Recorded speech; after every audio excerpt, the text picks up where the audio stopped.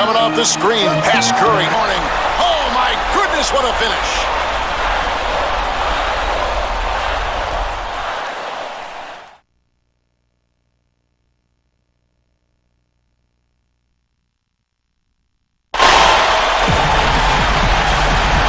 Hello and welcome everyone to Chicago, Illinois. Tonight's early 90s matchup hits the defending champion Chicago Bulls against one of the most exciting athletic young teams in the NBA, the Charlotte Hornets.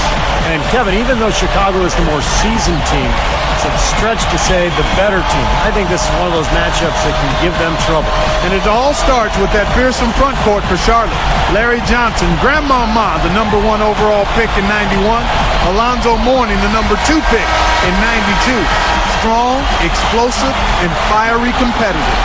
And, of course, the question for the Hornets will be dealing with Scottie Pippen and Michael Jordan on the wings. We'll see how all that pans out. And as we look at this Bulls team, of course, we mentioned Michael Jordan and Scottie Pippen, the 6'2", B.J. Armstrong at point guard. And up front, Horace Grant and their center, Bill Cartwright. The lineup for the Hornets, 5'3" Muggsy Bogues running the show at the point guard. Kendall Gill in at the shooting guard. Wingate in at the 3, the small forward. And their talented young front court tandem, Larry Johnson out of UNLV and Alonzo Mourning out of Georgetown.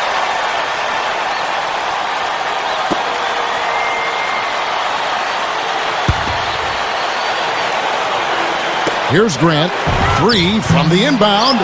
Now, guys, if you were trying to, in a nutshell, describe what made Jordan so special, what would you say? Well, a lot of attributes. I mean, his competitive spirit, his unique physical gifts. I mean, the guy was a tremendous basketball player. You add on top of that, tremendous athleticism as well. He's a guy who could jump, he was strong, tremendous drive and focus. I just think it was his combination of basketball skill and athletic excellence. And the fact that he was just so driven. I mean, you touched on it, Clark, but that guy wanted to win more than anything else in his life. And he approached every single day as a competition. And he drove himself and his teammates so hard that he just elevated everybody to new heights. Here's Johnson. There's the pass to Bogues. Here's Gill from 11 feet away. There's Mourning, and foul called as he misses. He'll go to the line and shoot 2. Great awareness by fouling on that layup, making earn 2 points. Yeah, I think that's a no-brainer. I mean, send him to the line instead of giving up an easy 2. And the individual awards for Michael Jordan, just staggering. I mean, staggering. 5-time league MVP, a 14-time All-Star, 9-time first-team All-Defense, and an NBA record 6 Finals MVPs. And he makes the first. And for Jordan Clark, you know, he could have had a lot more awards if not for his 2 retirements in the midst of his career. Why do you think, Steve, let's bring you in too, why do you think he needed that time away from the game? Well, I think he was burned out, Kevin. I mean, you think of the focus on him, the constant scrutiny and attention. And I think he just got worn out from it. He had won 3 titles in a row in Chicago at that point, so he decided to step away. And I think that rejuvenated him because he came back stronger than ever. You know, he's definitely a catalyst for their offense, guys. I mean, he is so talented. He really causes problems for the other team's defense. Well, Michael Jordan impacted the game in so many ways, including sports that eventually became popular. He was really the first guy to wear them.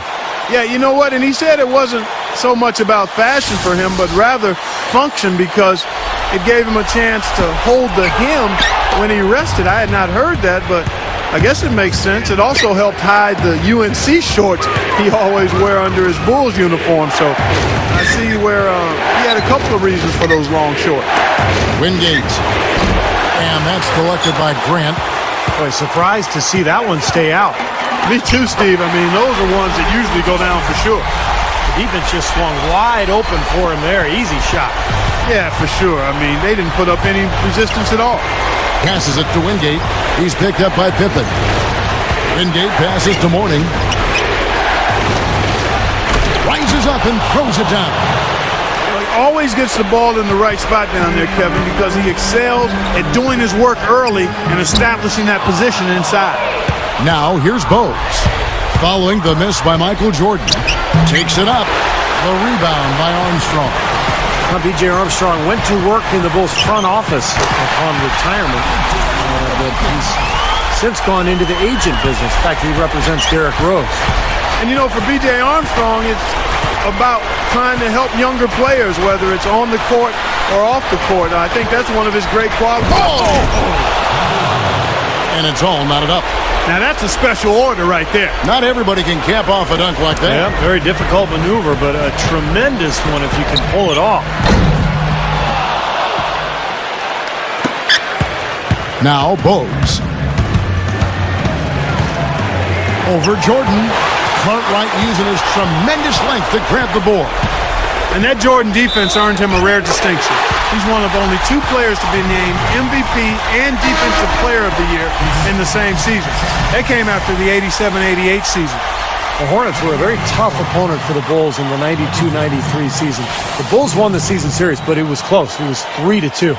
Yeah, and Charlotte matched up really well with them, guys. It was very much a strength-on-strength situation. I mean, the Hornets had pieces in all the right places to take on the Bulls and give them trouble during that season.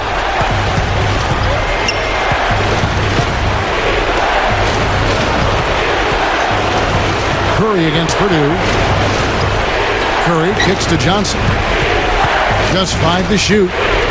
Grant hits the reach-in call. That is his first foul of the game. First personal foul, team's turn.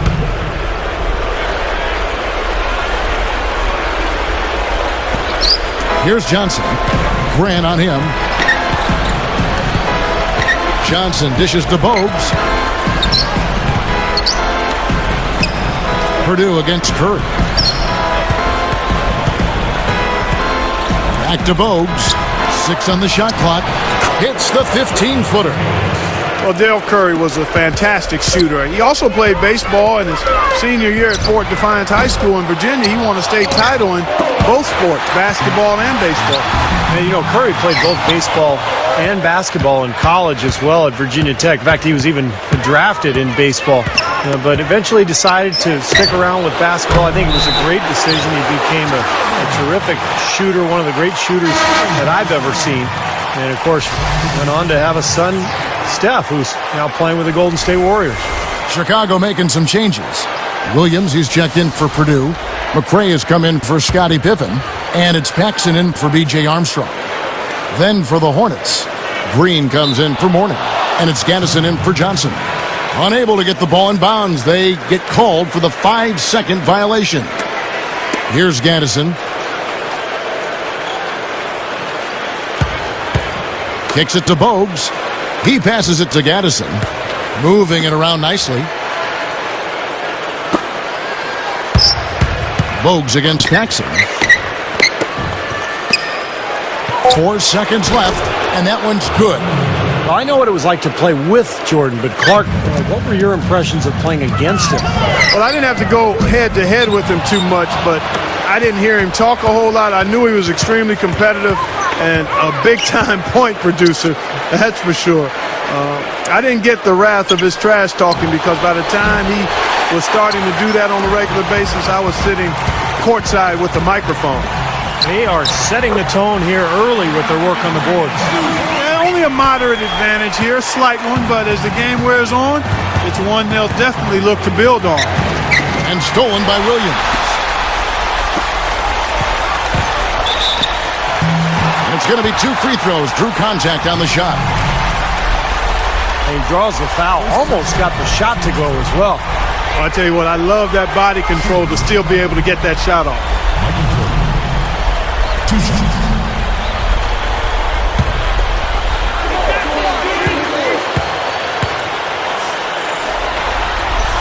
He misses the free throw.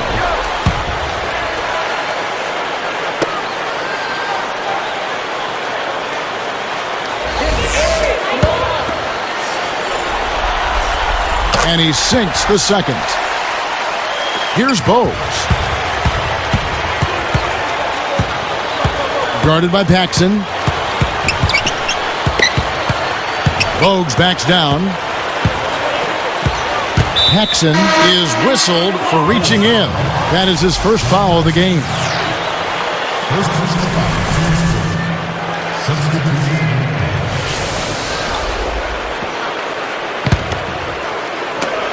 There's 10 seconds left in the first.